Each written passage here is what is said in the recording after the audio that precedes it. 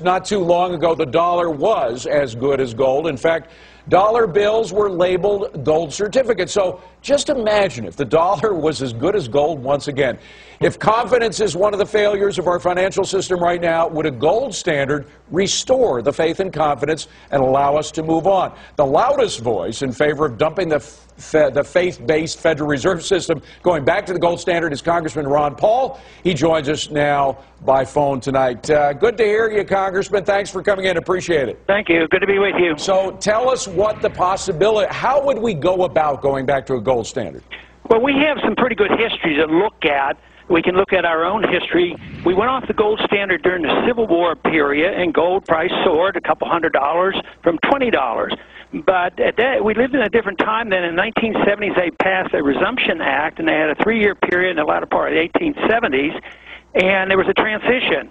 They quit printing greenbacks. They withdrew some greenbacks. They balanced the budget, and we weren't running a welfare warfare state, and the people, believe it or not, trusted their government. And it was a non-event. In 3 years, the dollar was as good as gold at $20 an ounce. England, after World War I, tried to do the same thing, but they had too many pounds circulating, and they went down back to an old price, and they didn't withdraw any pounds, so it didn't work. And now we have a bigger problem. The transition would be pretty tough, and I've written and talked a lot about this, and you'd have to devise a system where there would be a transition where maybe you could have a gold standard competing with a paper standard, and then obviously gold would win out. People would eventually go to gold because the paper, we're getting down to the bottom right now. The last thing before they really rush to gold is the Treasury bill. And well, that's about popped, hasn't it? The juice on that.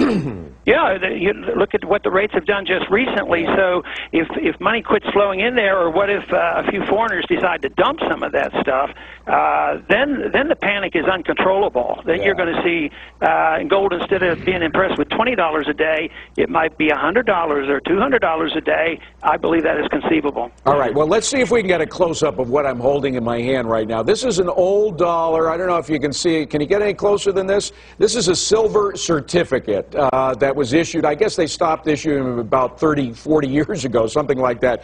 But is this what you were envisioning, where a dollar bill that does have a signature? Dollar, after all, is a contract. There are 2 signatures in there, including the Treasury Secretary, and those signatures mean this is a contract, that a year from now, the money that you earn should be worth about as much, and if not, if you have any doubt about this, you can trade it in, and you can see up on top there it says silver certificate for gold or silver. Is that what you want again?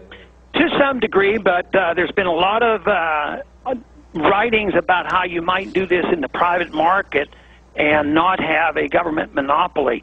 Because we did have shortcomings in our gold standard because we had bimetallism and we had artificially prices fixed between gold and silver.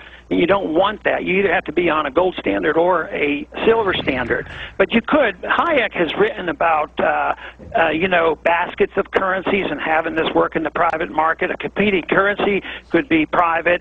But, yes, eventually what you'd want to do, a lot of people say, oh, we don't want gold. We can't carry all that gold around in our pocket. Right. No, I think your point that you're making is right. You're still going to have certificates, or you're going to have electronic entries.